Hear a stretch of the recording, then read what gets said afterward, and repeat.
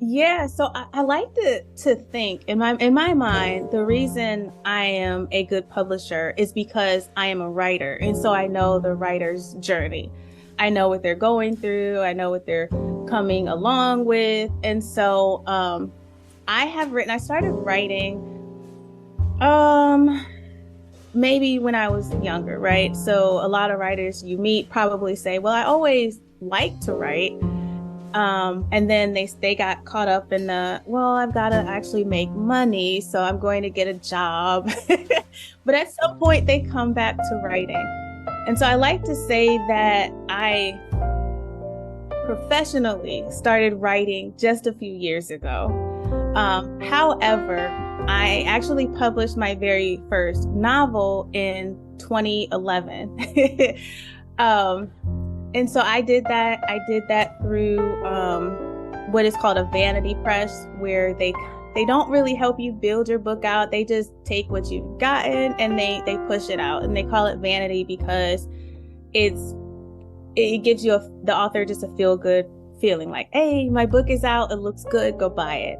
There's a lot of other things that go into writing a book and making it publication ready. But anyway, okay, sorry. So I did that in 2011. It was called The Red in Her Eyes. It did fairly well for a new release. Eventually, I wrote another book. I only released it through Amazon, through their ebook process. And then I started thinking, like, I really want to do this writing thing. I started going to writers' conferences, and those are really great as a writer because there are so many classes that you can take while there to really build upon what you have as a writer. And you learn so many different things. Okay, everyone, welcome back to Living the Next Chapter. I have an excellent author here with me today. I have somebody who helps authors, which is awesome for a Yeah. podcast for authors. The perfect guest is here. Cori Sykes is with me. Cori, welcome to the podcast. Glad to have you here. Thank you. It is a pleasure and an honor to be here. Just talking about authors, which is it. People are always like, well, what can you talk about for hours?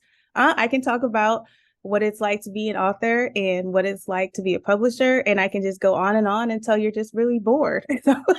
Well, we promise no boredom here because you are an amazing guest to have on. Your smile and laughter speaks volumes. So welcome to the show. Great to have you here. You Thank have a website, Write and Vibe, right? Can you tell me more about what's going on here? Yes. So Write and Vibe Publishing is obviously my baby. It's a publishing company. It is a hybrid version. So this is one of those things that I always go too much into detail. So stop me if I go too deep. Bring it. Let's go. Okay. So in publishing, there's like three main routes you can take with publishing. You can go self-publishing, you can go hybrid, and you can also go traditional publishing. Okay. So self-publishing is like for the go-getters, for the people who are like, I'm going to watch YouTube and figure out how to do it myself, reading blogs and things like that. Everything that they do is on their own. They may contract out somebody like a book illustrator or somebody like that, but basically they control the timeline, they control the budget and things like that. And then you have traditional publishing. And so traditional publishing is like, I don't know if it's what every author wishes for now, but back in the day, before places like Amazon, KDP, and before those companies came up and allowed regular, normal people to publish their book, the traditional publishing companies kind of control everything. And so in the traditional publishing route, and that's companies like Penguin, Random House, Simon and Schuster, Hachette, Scholastic, places like that.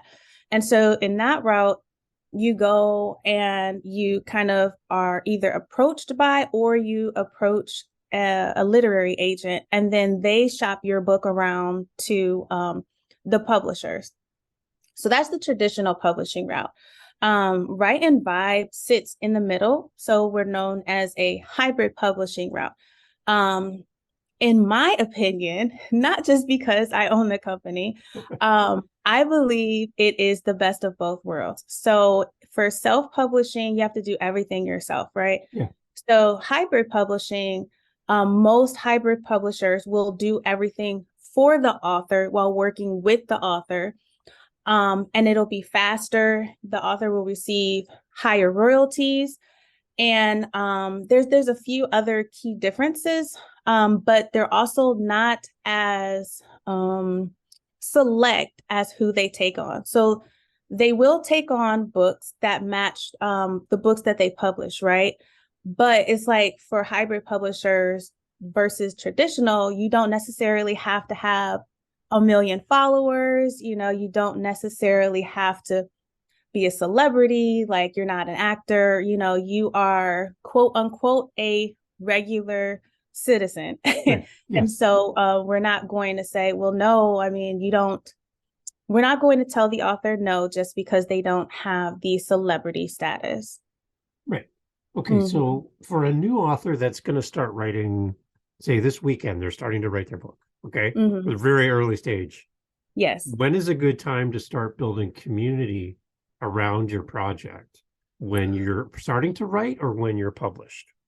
Okay. So I say it's kind of in the middle, right? Okay.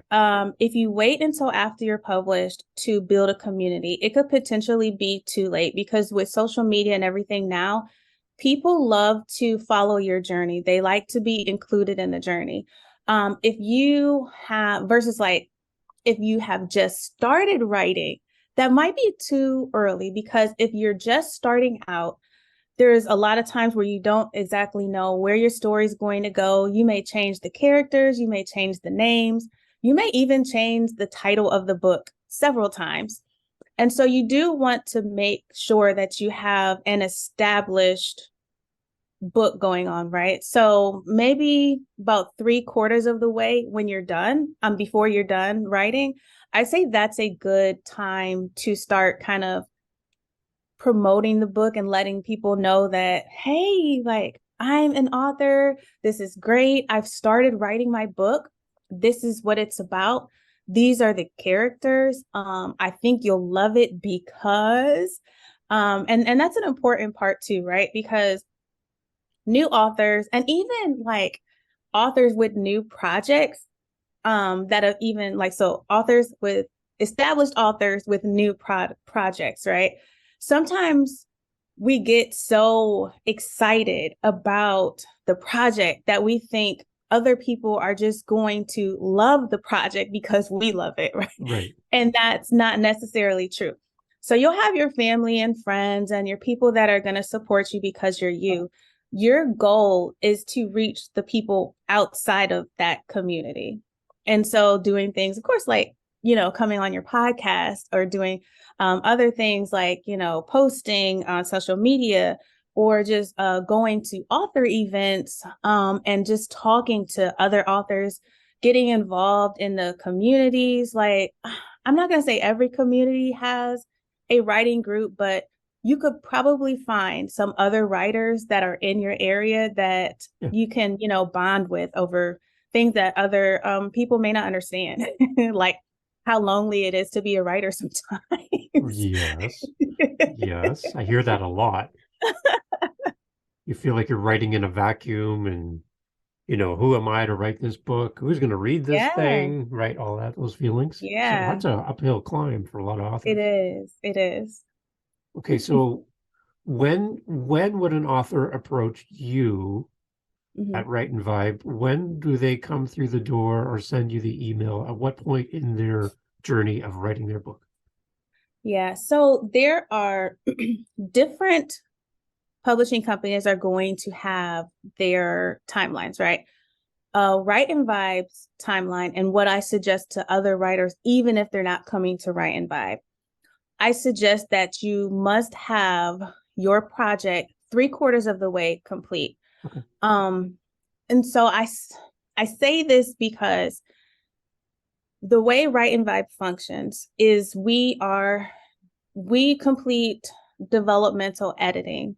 and we work with a lot of first-time authors. And so authors are artists, regardless of how they're seen by other artists.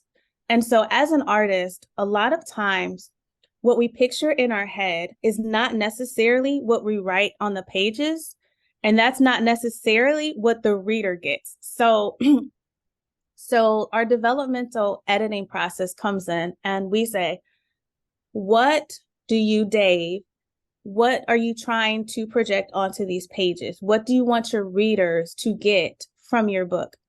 And that's especially important if it's a nonfiction. I don't work too much with nonfiction. I do work really well with fiction, genre fiction writers.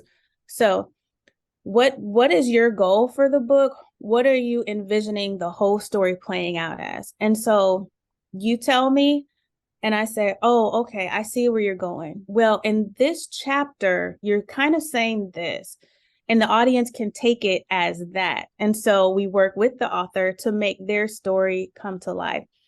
And so the difference between some traditional publishing companies as well is they may take your manuscript and they may edit it to a point where it's something that is popular, right? And what the audience, what the readers are looking for because it's hot now. Mm-hmm. We're not going to do that. We're not going to take the most popular genre at the time. We're going to take your story and we're going to make sure that your story is your story and that's what gets published.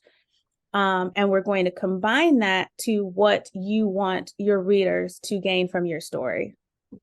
That makes sense, because I would think that if I put my heart and soul into writing something and then I put it on your desk or a publisher's desk and it comes back to me and it doesn't even sound like me anymore, I'm like, this is not me.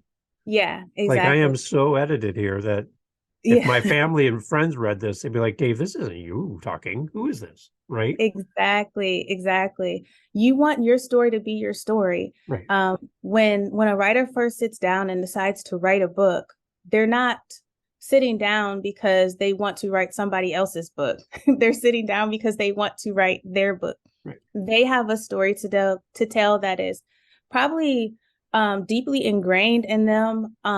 It probably gives them all types of feels and everything. And we want to keep that so that when you hold your book in your hands for the first time, you're excited. You're not kind of like, it's okay. It's not really what I wanted it to be. That's not the dream. It's amazing. Okay, so tell me about some of your authors that have come through Write and Vibe. Tell me any success stories that pop into mind, a little thing that we can use to encourage authors with. Yeah, so our very first author, our very first book, I met a guy, and other things you can only discuss with your sister girlfriends. It is a nonfiction humor and comedy book by Valencia Joy. Okay. And so what she's doing in her book is kind of discussing all things that kind of women go through. So she'll touch on divorce. She touches on dating. She even touches on things like reality TV shows. And excuse me. And so her book has done very well. She has been on TV shows. She has been on podcasts. She has won awards. And, and I just want to throw this out there because I got the news probably, I think I got the news on April 1st, I think it was. 4 of our books won awards at the Book Fest Spring Awards. So Yay. I met a guy, won first place. The book Stormy Nights by Dominique Crystal Dawn. Okay. She got second place in her urban fiction book, Stormy Nights, of course. Our children's book, Curiously Kara Meets Pharaoh Hatshepsut, that got third place in the children's genre. And then our romance book, Just Like Old Times, got second place in the urban romance group. Wow. So that was amazing. As a small-time publisher who only has 5 books on the board, with one coming out April 26th, that was just an incredible goal to have accomplished. And I've only been open since like late 2020. So it was a really like a awakening moment. Like, sometimes even as authors or publishers, small time publishers, you can be like, I don't really know if I'm doing a good job, because Mm. sales don't always equate to doing a good job. You could have the best book out there and you may have only sold 50 copies. And so you're really just kind of waiting for the big break. And so and I'm kind of getting off No, I topic like it. I here. like you're taking me down. You're taking me to school. I love this. This is great. It's awesome. But yeah, so sometimes you just don't really know if you're doing a good job. You don't feel it because, oh, I haven't sold a book today, or this other person's book, which in my mind, my book is better, is selling more. You start comparing yourself to other books, and you go down this whole rabbit hole. And next thing you know, you're crying on the bed, and it's filled with tissues, and you're like, I'm the worst writer ever. I don't ever want to write again. And yeah. So, things like the good reviews and awards, and those are all great things to boost like the writer's mental. I love it. So the one thing I hear from authors sometimes is they feel that the moment the books arrive on their doorstep in a box and they open them for the first time and there they are, the Mhm. final copies, the published books are here, that I'm done. I can put my feet up, I can relax, I can go grab a drink. I'm a published author. And then they realize that the finish line they thought was coming up actually Mhm. says start. Yeah. Doesn't say finish. It's like, what are Yeah. you talking about? I just spent all this time writing a book, and now I have to start publish, like like Yeah. getting out promoting my book. Yes. Apart from being on a podcast, which we're going to talk about your book in a moment. What Mhm. else would you advise your authors about getting out there and promoting their book? How do we do it? Yeah. So it takes a lot of groundwork in the beginning. There's always social media, right? You can always get out and blast it on social media, TikTok, Instagram, Facebook, and whatever else there is out there that'll help you just kind of get it to the masses. Um, but those can be really finicky because they're based on algorithms Right. that once you figure out the algorithm, then they're changed the algorithm Yeah. and you're back to like square one. And so definitely it's mostly groundwork, and you have to watch that groundwork kind of expand to other communities. So one thing I spent a lot of time doing last summer and the summer before is going to author events that weren't local. Well, I went to local and ones that were outside of my locality. And so you do that because then you can interact with writers that are Yeah. outside of your location. You can say, hey, what are you doing? You can ask them questions. They can see your face. They can get to know your personality. You can support them and they can see, oh, they supported me. So then it's not required, but they may also support you. They may recommend you or your work to a friend. I mean, and that's what it's all about. Also make sure to go to libraries. Libraries almost always have events like that. Talk to your local librarian, ask them if you can have a book signing there. Ask them if you're good at this, ask them if you can give a class on writing, because Mm. sometimes you can say, oh, I want to have a writing, but people who don't know you mostly will need a reason to come to your book signing. So don't just combine it with, I'm signing my books, this is why you'll love the book. But so you include, I'm signing my books.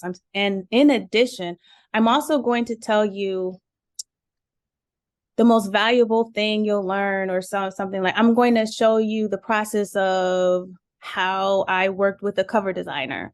Yeah. And so you can say things like that. And then it's like, oh, okay, well, more people may come. So because you also taught them, you gave them something, they also may purchase your book in return. Nice. So it is like a process. And then as always, there's always a lot of book events that go on as well. Go to those. I met an author one time who had sold a lot of books. And so she said her goal was to go to events where she was the only author represented as the vendor. And so, Hmm. because she was the only author, she was the only one selling a quote unquote like unique product. And so, if she was at a hair show, right, and people are Yeah. talking about like flat irons and curling irons and different types of products, and then someone else comes along to her table and they're like, "Oh, you wrote a book," and she's like, "Yeah, I wrote a book," and then they buy it because then she's not competing against a whole line of people who are Right. trying to sell their books. Right. And then also, when you go to the events as a vendor, make sure you have a sale line. So it's like, in my book, I talk about this and this and this and this, and make sure it's like 30 seconds or less, because as people are going from table to table, they don't want to stop for 5 minutes to hear Right. why they should buy your book. Right. They need it quick and fast. And then also don't always stay behind the table. Just come from outside of the table. Smile at them as they pass. Some people are just gonna like, I've seen it. They kind of come to your table, not even come to your table, but they're walking and they don't, they're acting like they don't hear you saying hello, hello. I've seen one person even like put up their hand over their face, like it makes them invisible. Yeah, yeah. You can't see me because I've done this. Yeah, I put my hand up on my face. I love it. Yeah, so Yeah. it's funny. But that just comes with the territory. You're creating a ground movement for your book. And so your objective is to sell your books after it is released. Yeah. That doesn't stop in the first month. Um it doesn't stop 3 years later. You are always marketing your book. Right. Um I talked to another author one time who's written upwards of like 40 books. And so I was just kind of asking her, because when you write so many books, you're always promoting your newest book. And I was Right. like, well, do you ever, because you've written so many books, do you ever promote your fifth book or your 10th book? And she's like, oh, yeah, always. And so she is based highly on social media. So she says, even though I may say, buy my latest book, every now and then I'll say, hey, have you heard of this book I wrote? And Right. she says, what that does is the people who are new to your journey that have may not have gone backwards into your titles, they'll say, oh, well, I'm going to get that book because I loved her latest book. And so always promotion never ends. And I say this, you probably thinking like, oh, Cori, you're so great at promotion. I'm not. I'm really horrible at it. I'm really bad at social media. Um, but I know what I'm supposed to do. And so Yeah. that's why I'm able to pass on. I know what I've learned and what people have told me. So I'm able to pass on and tell you all the tricks in the world. Am I implementing them every day? There Maybe even every weekly? No. you go. See, well, at least you're honest. I love that. That's you're a real person. Okay, Yeah. let's talk about your book. What's going on? Like you not only are you helping authors, but you're doing it yourself. Let's talk about your journey of you writing your own book. This is great. Yeah, so I like to think in my mind, the reason I am a good publisher is because I am a writer. And so Right. I know the writer's journey. I know what they're going through, I know what they're coming along with. And so I started writing um maybe when I was younger, right? So a lot of writers you meet probably say, well, I always like to write. Yeah. And then they got caught up in the, well, I've got to actually make money, so I'm going to get a job. But Right. at some point they come back to writing. And so I like to say that I professionally started writing just a few years ago. Okay. However, I actually published my very first novel in 2011. um, and so I did that through what is called a vanity press, where they don't really help you build your book out. They just take what you've gotten and they push it out, and they call it vanity because it's it gives you the author just a feeling like, hey, my book is out, it looks good, go buy it. There's a lot of other things that go into writing a book and making it publication ready. But anyway, okay, sorry. Yeah. So I did that in 2011. It was called The Red in Her Eyes. It did fairly well for a new release. Eventually, I wrote another book. I only released it through Amazon, through their ebook process. And then I started thinking, like, I really want to do this writing thing. I started going to writers' conferences, and those are really great as a writer because there are so many classes that you can take while there to really build upon what you have as a writer. And you learn so many different things. You also get to speak to lit agents there most of the times. Typically, there can be like an extra charge, but I always recommend it, even though it could be hard. So if I could just journey off real quick. And so when you talk to a lit agent at these conferences, you pay just a little bit more, and you usually submit, I think it's like 20 pages of your work in progress or your full manuscript. And so you don't put your name on it, and then you meet with them and they tell you what they loved about the project. They give you literary agent, traditional publishing advice, which can be hard if you're not prepared to get critical feedback. Yeah, okay. However, if you use that critical feedback, you can become a really good author. You can say, I see why they said that. Like you just look at it a different way. In addition, there's other things that you can do at the conference. Again, you can meet other writers from all over. You can also get involved in, I think they call them first page reads, where you don't put your name on them. I think you put the title and then you put like the genre on there. And so during these first page reads, you may have like 3 to 5 lit agents up. And so one of them in particular that I went to, somebody reads the first page, and then the lit agents hold their hand up when they would have stopped reading it. And so as a reminder, this is only the first page. And if they're saying, I wouldn't even go past this first page, then you realize that because on the first page, you have to hook somebody. Yeah. And so they're reading it. And so because they're putting their hand up, once you get like a few hands up, they'll stop reading. However, remember, it's anonymous, so nobody knows it's your work, but they're giving feedback as to what you can do to make it better. And then sometimes I do want to put out there that like when the first page is really good, you can actually get a deal with a lit agent at these companies. If they're like, oh man, I really love this, I'm interested in reading the rest of the work. It's like a writer's dream. And that's what everybody's hoping when they get there. So there's that. I'll go back to my book now. And so I decided that I wanted to be kind of like a serious author because I'd learned so much at these conferences. I'd talked to so many different people. I'd taken the classes and I was like, I'm ready. And so I started like putting out classes, like I'm giving classes, this just kind of sharing what I've learned. And then let me see, where did I go from there? So I started giving classes, and because of that, I was like, I want to open up a writer's center where we can all just like come together and just be with each other, or if not even be with each other, we can just go to our own corner of the building and write. Yeah. And so that's how Write and Vibe was born.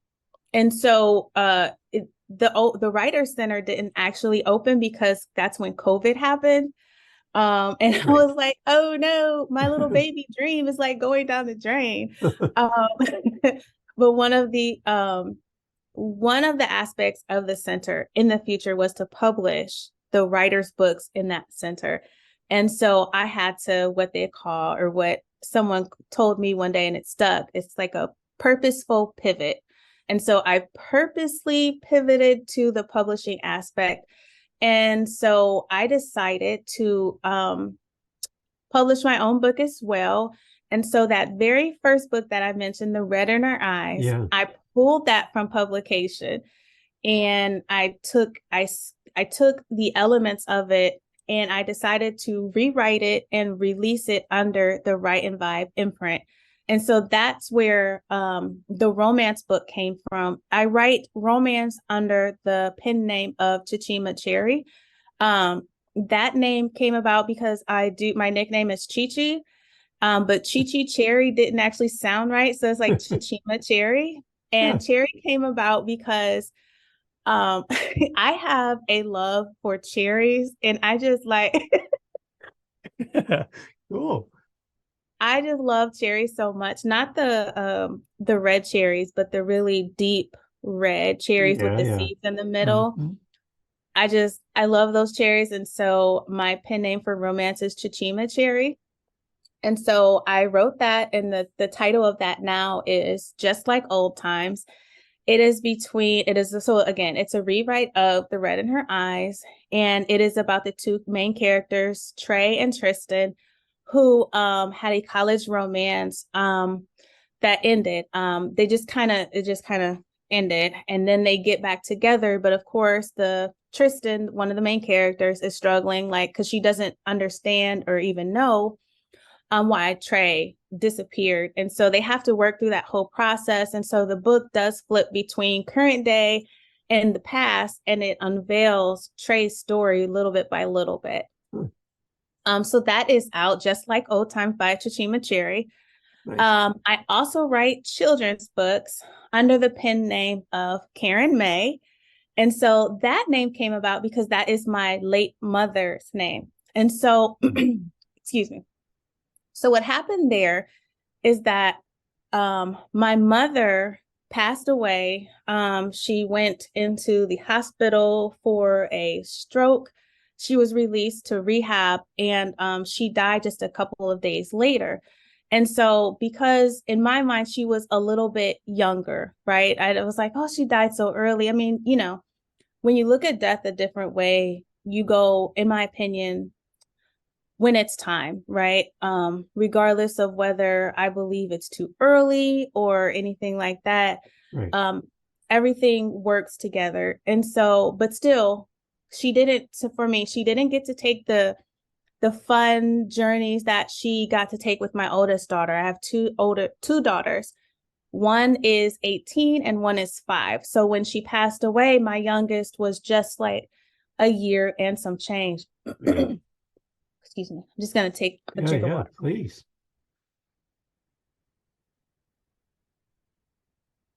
And so because she passed away when my youngest was younger, I was like, oh, well, they didn't get to do the fun thing that she did with my oldest daughter. And so I wanted to have a way for her to travel with my youngest daughter. And so I was like, well, they can journey together all types of places in these books, the Curiously Cara books. Um, and so now they do. In addition, the pen name came from her name. Her name was Karen. Her middle name was May. And so she Nice. also always wanted to be a writer. So now symbolically, Mm. she is a writer, and she gets to take those journeys with my youngest daughter. So the first book, Curiously Cara Meets Pharaoh Hatshepsut, that in that book, they take a journey to Africa, Egypt, and they meet Pharaoh Hatshepsut. She's one of the second known women pharaohs. She instituted trade. She was like a great builder. One of the temples, Jezeru, was built under her reign. And so she Wow. was really like a really, really like just awesome person. Back in the day, they didn't even know she existed because somebody tried to I guess, like smear her history. They don't know to this day whether it was her like stepson or if it was other people because she was a woman. And so they didn't, Mm. Right. So, but she is very well known now. And so the first book, and that was released in July of 2021. Right. The second book, Curiously Kara Meets Queen Amanirenas, that comes out April 22nd. And in that one, I actually included my oldest daughter. I didn't want her to feel left out. Nice. Nice. And so they and her name is actually Amani. So Kara is my youngest daughter's name. My oldest daughter's name is Amani. And so that's how I tied her into this second book. Amana Arenas was a real queen. She was a queen of the Kingdom of Kush, which is modern day Sudan. And so she was another really, really cool African queen. During her reign, she reigned in the beginning with her husband, who died in battle, and then her son also died in battle. So she was the queen of their kingdom, and they were fighting off the Roman army, which at that time was the Yeah. most powerful army Yeah. in the world. Right. Um, and so it was really funny as I was like studying her and learning about her reign. When I released these books, they are accurate historically. They do have some elements of fiction in it, of course, because obviously my daughter and my mom were not there. Yeah. Yeah. Exactly. Yes.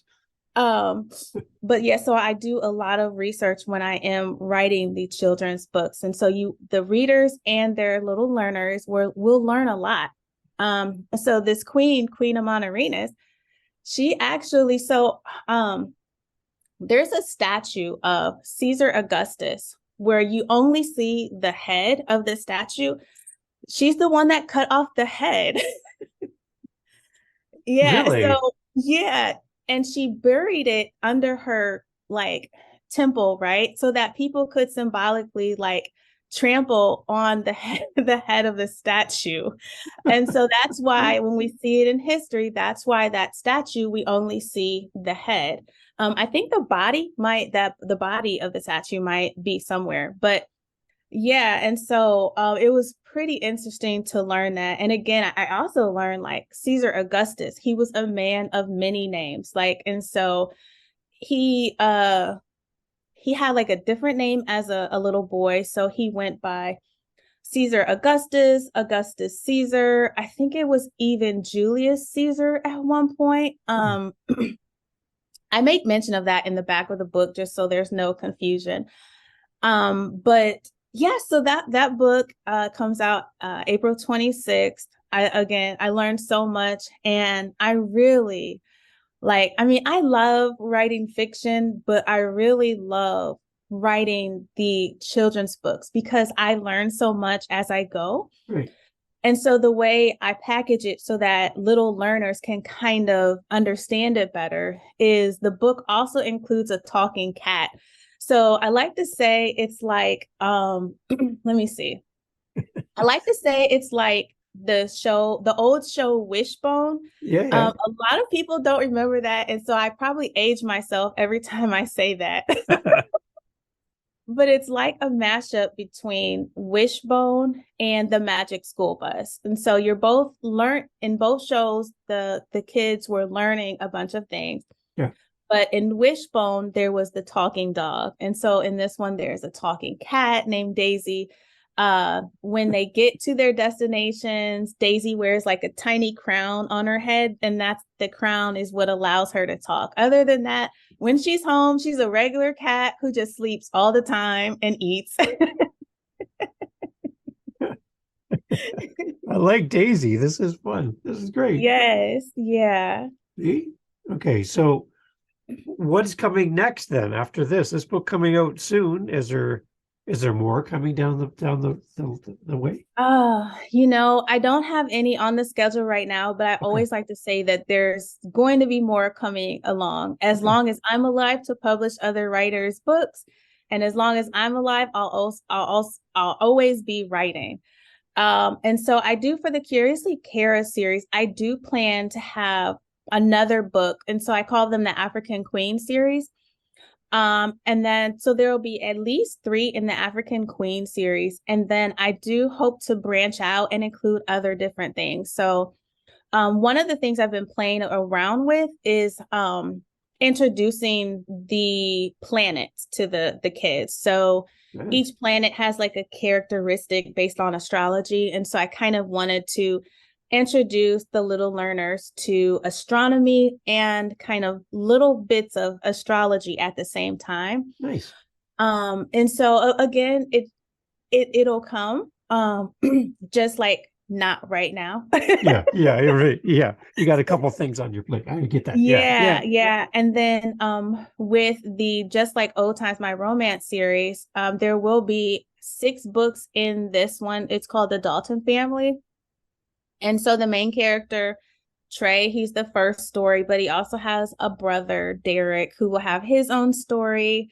And then there will also be one for his sister, Chelsea, and then also a few for his cousins. And so there'll be 6 in that series. And if I can write very fast, it'll be 1 a year, but I do also publish other people's books. And so Right. I am the editor of those. And as I mentioned earlier, I go very in depth with the editing. And so that does take some time as well. Yeah, and that's another thing too. Just to circle back about like writers and getting their book published. They should always know that it's not, and it shouldn't be a very fast process. Right. Everything needs to take time. You need to make sure that the story is right. You need to make sure that it's been edited professionally. Microsoft Word and Grammarly, they're not professional editors. They do a very good beginning check, but you need a professional editor to help you along the way. Yeah. You need to make sure that your cover is right. And so even if you don't really know how to or where to go with the covers, I suggest going to any bookstore, any library, finding your specific genre. So say you write science fiction, go to the science fiction section, pull out all the covers, pick out maybe the top 3 that look the coolest to you, and then ask yourself some questions. Why do I like that cover? What's making that cover stand out to me? Smart. Because like when a reader who doesn't know you, say your book is in the library or the bookstore, right, when a reader comes up, they will judge your book by the cover. And so it's true. They're going to first, they're going to pick it up. They're going to look at the title. Does the title grab them? Oh, right. Yeah, I like that title. They're then going to move to like the second level where they're going to look at the cover. Oh, yeah, I like that cover. Then they're going to move to the third level where they read the back of the book description. So like the blurb. Oh, I love the blurb. So at that point, they'll either take it home or they'll go one step further and start flipping through the book.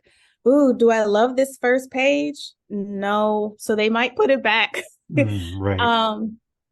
But there's so many elements outside of just that story where people will kind of either say, I'm going to pick it up or I'm going to put it down.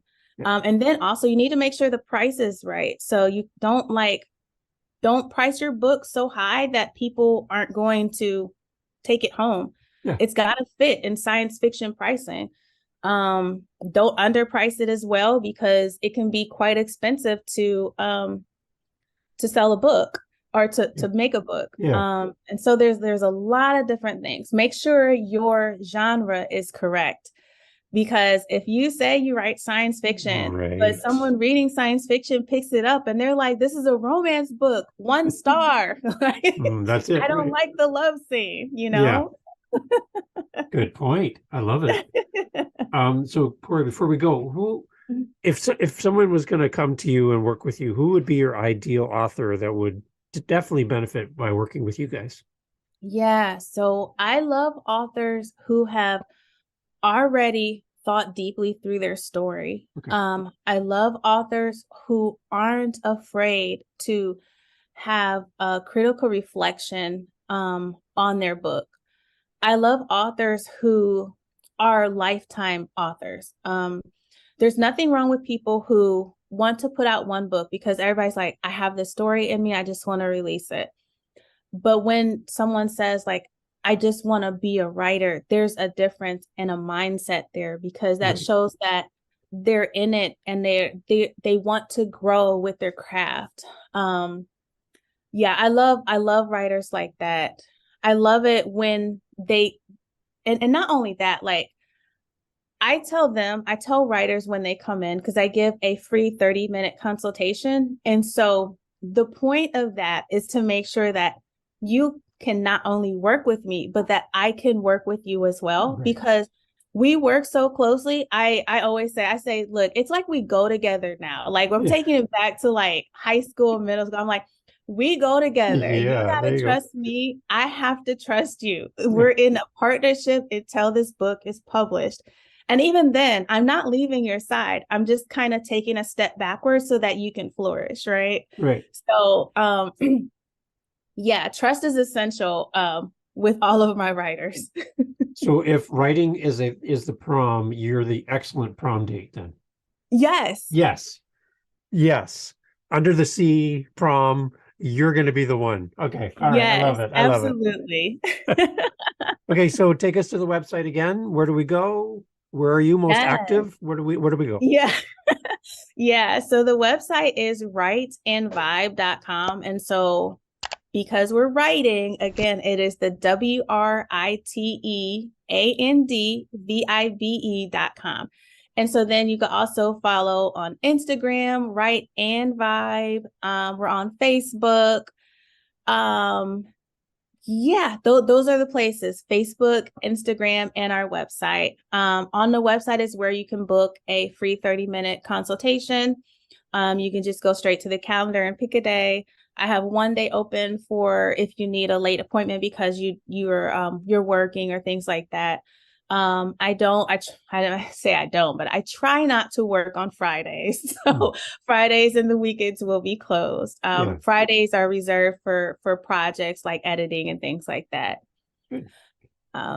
So we are growing, and I love working with most fiction genres. Children's books, I'm still perfecting that process. And so once it is perfected what am I saying? Yeah, once it is perfected, then I will open that up to publishing others' books. But I'm very much a perfectionist when it comes to putting out the best product. I do not, I'm not going to put I will always put my best foot forward with your project. So until I know that I can put my best foot forward with a children's book project other than my own, it will stay kind of just like coming soon. Good. Mm-hmm. I love it. And we're working our way towards the possibility of having some of your authors join us here on Living the Next Chapter. So if you're listening and you work with Cori, we're coming for you. Just so you know, we're coming for you. But I love having you on, Cori. You've given us so much amazing detail for authors that are listening. This is one of those episodes where we're going to have to rewind and go back to the show notes and get this, because there's so much amazing information that you've given for free today. Thank you for doing that. Yes. It's just a taste of what you're going to get if you come and work with Cori. So that's right. Please go and check out all of the great authors from Write and Vibe, and check out all the great books from Cori as well. So Cori, thank you for being part of the podcast. Love having you here. Thank you for making time for us. I really appreciate it. Absolutely. Thank you for having me on. Excellent. Everyone, please go check the show notes and give Cori some love. Let her know you heard her on the podcast. Mm-hmm. And and then again, we might have some more authors coming from Cori's group. So that'd be awesome. So thank you, Cori, so much for being here. All right. Thank you. Awesome.